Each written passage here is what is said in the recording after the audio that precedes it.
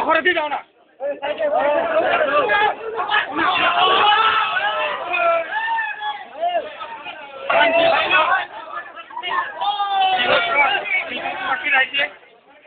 কোকরাঝারের যে অশান্তির পরিস্থিতি হয়েছে এবং যে গরু অবরোধ সংঘাত হয়েছে শান্তিপ্রিয় হিসাবত কোকরাঝারের যাতে গরু অবরোধ মাজত শান্তি ঘূৰি আহে তাৰ কাৰণে আমি আজি প্ৰতিবাদ সাব্যস্ত কৰিছোঁ আৰু হাগ্ৰামা মহিলাৰী আৰু প্ৰবীণ তুগাৰীয়াক সকীয়াই দিছোঁ